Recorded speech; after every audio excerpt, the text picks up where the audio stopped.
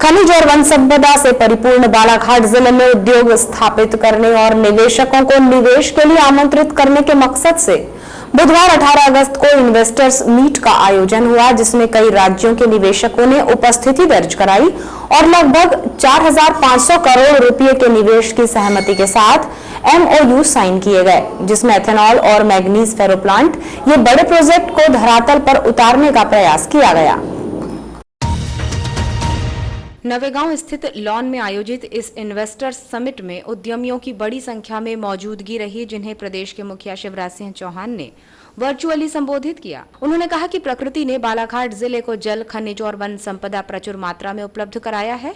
बालाघाट जिले में प्रदेश का सर्वाधिक धान पैदा होता है। इस जिले में उपलब्ध संसाधनों पर आधारित उद्योग लगाने और उनमें निवेश की अच्छी संभावना है। इससे ये जिला तेजी से विकास की ओर अग्रसर होगा। उद्यमी यहाँ पर आएं और उद्योग लगाने के लिए अधिक से अधिक राशि का निवेश करें। उद्यमियों को हम सारी सुविधाएं उपलब्ध कराएंगे। बालाघाट जिले में नए उद्योग लगाने और निवेश को प्रोत्साहित करने के मकसद से आयोजित इन्वेस्टर्स मीट में मध्य प्रदेश शासन की औद्योगिक नीति और निवेश प्रोत्साहन मंत्री राज्यवर्धन सिंह दत्तीगांव और आयुष मंत्री रामकिशोर कावरे, पूर्व कृषि मंत्री और विधायक गौरीशंकर बिसेन, सांसद डॉक्टर ढाल सिंह बिसेन, पूर्व विधायक रमेश भटेरे, कलेक्टर दीपक आर्य, मॉयल के CMD मुकुंद चौधरी सहित अन्य विभागों के अधिकारियों के अलावा मध्य प्रदेश, छत्तीसगढ़, महाराष्ट्र, उड़ीसा और पश्चिम बंगाल के उद्यमी उपस्थित थे। इस इन्वेस्टर्स मीट में उद्यमियों से जिले में निवेश को लेकर और उन्हें शासन से मिलने वाली सुविधाओं पर विस्तार से चर्चा की गई। मुख्यमंत्री इन्वेस्टर्स मीट में वीडियो कॉन्फ्रेंसिंग से संबोधित करते हुए निवेशकों को भरोसा जताया कि बालाघाट जिले में उद्योग लगाने और निवेश करने के इच्छुक उद्यमियों को हर संभव मदद करेगी।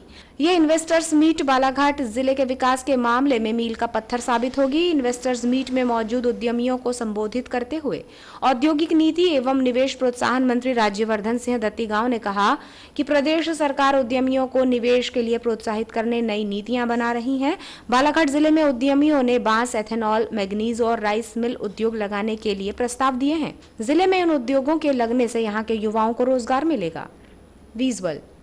इसी प्रकार आयुष मंत्री रामकिशोर कावरे ने कहा कि आज का दिन बालाघाट जिले के लिए गौरव का दिन है। प्रदेश शासन की नीतियों के तहत उद्यमियों को प्रोत्साहन दिया जा रहा है। इस जिले में मैग्नीज प्रचुर मात्रा में उपलब्ध है। मैग्नीज आधारित उद्योग लगने से यहाँ के युवाओं को रोजगार मिलेगा। विजुअल। उद्यमियों के समक्ष सांसद ढाल सिंह बिसेन, विधायक गौरीशंकर बिसेन ने भी बालाघाट की खूबियों को लेकर अपने विचार रखे। इन्वेस्टर्स मीट के मंथन से सामने आए परिणामों में बालाघाट जिला अब फेरो एलॉय का हब बनने की ओर अग्रसर हो रहा है। इन्वेस्टर्स मीट में लगभग 2,200 करोड़ रुपए का निवेश फेरो एलॉय उद्यम में करने के लिए उद्यमियों ने प्रस्ताव दिए हैं। इन उद्योगों के प्रारंभ होने पर बालाघाट जिला फेरो अलॉय का सबसे बड़ा उत्पादक बन जाएगा। फेरो अलॉय के लिए अमर अग्रवाल ने 133 करोड़ रुपए, रायपुर के श्री निकेत खंडेलवाल ने 155 करोड़, रायपुर के उमंग जुनेजा ने 150 करोड़ रुपए, रायगढ़ के संदी डे ने 225 करोड़ रुपए, वर्धमान पश्चिम बंगाल के तेजपाल सिंह ने 112 करोड़ रुपए, विपिन अग्रवाल ने 110 करोड़ रुपए, श्री संदीप गोयंका ने 112 करोड़ रुपए, अजय खंडेलवाल ने 190 करोड़, हर्ष त्रिवेदी ने 269 करोड़ रुपए, तपन खंडेलवाल ने 111 करोड़ रुपए, शंकर केवलानी ने 100 करोड़ रुपए, पार्थ सिंघल ने 126 करोड़ रुपए, विनय कुमार राधेश्याम बाटड़ ने 105 करोड़ रुपए का उद्यम लगाने के लिए सहमति दी है। इस मीट में एथेनॉल बायोफ्यूल के लिए CS तिवारी ने 800 करोड़ रुपए, अतुल वैद्य ने 212 करोड़ रुपए, आयुषी जैन ने 800 करोड़ रुपए, शुगर मिल के लिए सम्राट सिंह सरस्वार ने 125 करोड़ रुपए, केमिकल उत्पादन के लिए अंकित अग्रवाल ने 200 करोड़ रुपए, स्टील और उसके उत्पादन के लिए बालकृष्ण सिंह ने 120 करोड़ रुपए का उद्यम लगाने की सहमति दी है। इसके अलावा 32 अन्य उद्यमियों ने 280 करोड़ रुपए के लघु उद्यम लगाने के प्रस्ताव दिए हैं। मॉयल के CMD मुकुंद चौधरी ने फेरो अलॉय उद्यम के लिए जिले में उपलब्ध मैग्नीज उद्यमियों को सुगमता से प्रदान किया जा सकेगा, इसके लिए हर संभव मदद करने का आश्वासन दिया। बालाघाट जिले के ग्राम बोडुंदा कला में 305 एकड़ उद्योगों के लिए चिन्हित की गई है और शासन द्वारा यहां पर 52 एकड़ जमीन 220 kV का विद्युत उपकेंद्र बनाने के लिए आवंटित कर दी गई है। यहां पर विद्युत उपकेंद्र का काम शीघ्र प्रारंभ होने जा रहा है। उद्यम स्थापित करने आयोजित की गई इस इन्वेस्टर्स मीट को लेकर औद्योगिक नीति एवं निवेश प्रोत्साहन मंत्री राज्यवर्धन सिंह ने कहा कि प्रशासन इस दिशा में उद्योग मंत्री की भूमिका निभाएगा। उन्होंने कहा कि आत्मनिर्भर बालाघाट बनाने के प्रयास हैं, जिससे मध्य प्रदेश भी आत्मनिर्भर बनेगा। इसमें एसेंशियली 2-3 सेक्टर्स के लोग अच्छी मात्रा में हमें इन्वेस्टमेंट के लिए यहाँ पे आए हैं। एक तो मैग्नीज, तो फेरोलॉय क्लस्टर अब संभव है इनका उत्साह और यहाँ पे इंटेंट देख के। दूसरा हमारा एथेनॉल, उसके अलावा जो हमारा बांस यहाँ पे है, हमारा पुराना केलू जो रिवाइव होना है, टाइल्स और pre fabricated environment friendly roofs को लेके, और जो फॉरेस्ट्री है उत्पाद जैसे शहद की भी एक संभावना है, हनी। तो एमएसएमई और हेवी इंडस्ट्रीज़ मिला के बहुत अच्छा यहाँ पे डेवलपमेंट हो सकता है। हमारे पास आज ही करीब 4,260.45 करोड़ के एक्सप्रेशन ऑफ इंटरेस्ट आए हैं।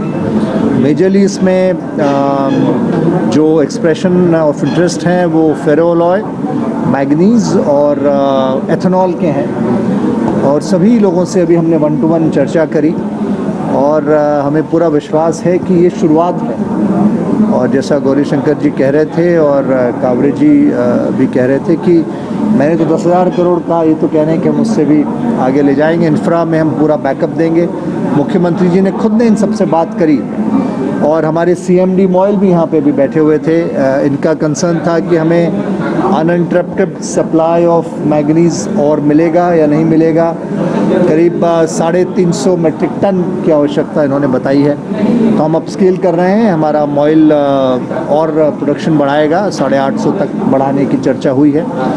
आयुष मंत्री रामकिशोर कावरे ने कहा कि पहले और आज में अंतर है। उद्यमियों को प्रशासनिक सहयोग के लिए एक कमेटी काम करेगी जो समीक्षा बैठक भी लेगी।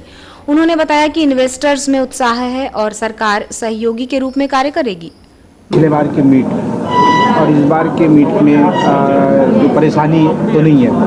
मैं आपको स्पष्ट बता देना चाह रहा था कि पहले और आज में जो अंतर है, पहले पे मैं कोई कमेंट नहीं करना चाहता, लेकिन इस बार सारे जनप्रतिनिधि, हमारे उद्योग मंत्री जी यहाँ पे नई पॉलिसी लेकर आए हैं, जहाँ पर बिजली की आपने समस्या बताई, बिजली की उस समस्या का समाधान करते हुए आए हैं। और जहाँ तक ज़मीन का अलॉटमेंट का विषय है या किसी प्रकार की कोई दिक्कत, तो एक कमेटी हमने तैयार किया है जहाँ पर हमारे जनप्रतिनिधि रहेंगे। हमारे अगर कोई फॉरेस्ट का मामला आता है तो DFOs के सदस्य होंगे, कलेक्टर पदेन सचिव होंगे।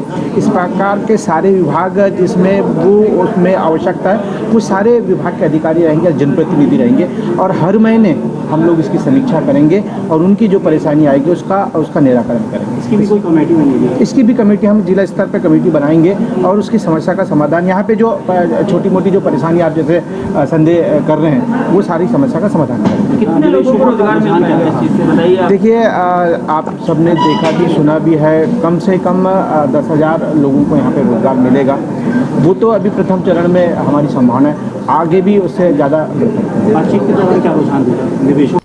इसी तरह पूर्व कृषि मंत्री विधायक गौरीशंकर बिसेन ने कहा कि निवेशकों की रॉ मटेरियल को लेकर जो शंका थी उसका समाधान किया गया है, जबकि बांस आधारित उद्योगों पर अलग से विचार किया जाएगा।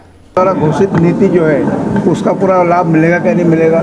तो आज माननीय मुख्यमंत्री जी ने सीधे इस इन्वेस्टर समिट का शुभारंभ किया है। उन्होंने भी कुछ प्रॉब्लम्स जो लोगों ने रखा उसका रिप्लाई दिया, उसका समाधान किया। और माननीय हमारे उद्योग मंत्री जी ने भी एक एक बिंदु का समाधान करने का प्रयास किया। यहाँ तक कि उन्होंने रॉ मटेरियल की उपलब्धता के ऊपर जब बात कही तो मॉयल के CMD ने कहा कि भाई हम आपको जितना रॉ मटेरियल की आवश्यकता होगी उसको उपलब्ध कराएंगे। तो सारा जो उनके मन में जो भी तरह का निवेश को मन में शंकाएँ थी उसका पूरा समाधान करने का प्रयास किया गया और मुझे लगता है इसके अच्छे परिणाम आएंगे और जो 4,000 करोड़ से ऊपर का निवेश होना है उससे भी ज़्यादा का निवेश होगा। वही फेरो एम्प्लॉयज एसोसिएशन अध्यक्ष किरण भाई त्रिवेदी ने कहा कि इन्वेस्टर्स मीट सफल रही है। बाहरी राज्यों के निवेशकों ने भी MOU साइन किए हैं। उद्योग स्थापित होने के बाद लगभग 15,000 लोग रोजगार से जुड़ेंगे। इन उद्योगों को लेकर अब बालाघाट जिला आयाम स्थापित करेगा।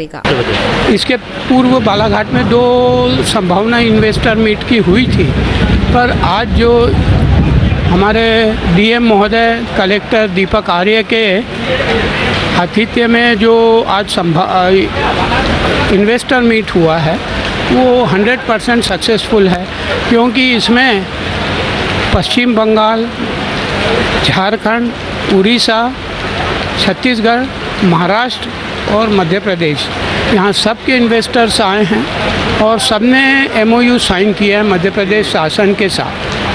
इसमें करीबन लगभग एक अप्रॉक्सीमेटली फिगर दे रहा हूँ, 3,800 कुछ है, लगभग 4,000 करोड़ के प्रोजेक्ट साइन हुए हैं। और आज सबसे अच्छा आयोजन में करा था कि जो अपने मिनिस्टर है, उद्योग मंत्री, उनके साथ सबको फेस टू फेस एक क्लोज डोर मीटिंग रखी कि उनकी अंदरूनी क्या समस्या है और इसका हम कैसे समाधान करेंगे। उसमें इन्होंने पूरा आश्वासन दिया है। अब वो भी उनके हाथ में भी नहीं है, कैबिनेट से प्रस्ताव पास करके उन्होंने कहा है सबको। इन्वेस्टर्स मीट को लेकर समाज सेवी राजेश पाठक ने कहा कि बेरोजगार युवाओं को रोजगार उपलब्ध कराने के मकसद से निवेशकों ने रुचि दिखाई है। इससे बालाघाट में उद्योग के रूप में रोजगार के अवसर बनेंगे। छोटे मझोले और मध्यम उद्यमियों को यहां पहुंचकर निवेश के लिए सहमति दी गई है। इन्वेस्ट लोग करें और आज उसमें उनके परिणाम स्वरूप लगभग 4,000 करोड़ का इन्वेस्ट करने वाले लोग यहाँ पर आज पधारे हुए हैं। आज हम इस कार्यक्रम में हमारे मुख्यमंत्री जी का हार्दिक अभिनंदन और स्वागत करते हैं बालाघाट की तरफ से। हमारे तमाम नेतागण जिनका सहयोग मिल रहा है इसमें, इस इन्वेस्टर मीट को कामयाब बनाने के लिए, उनका भी कार्यक्रम के आयोजन में उपस्थित होने पर उनका भी हम लोग अभिनंदन करते हैं।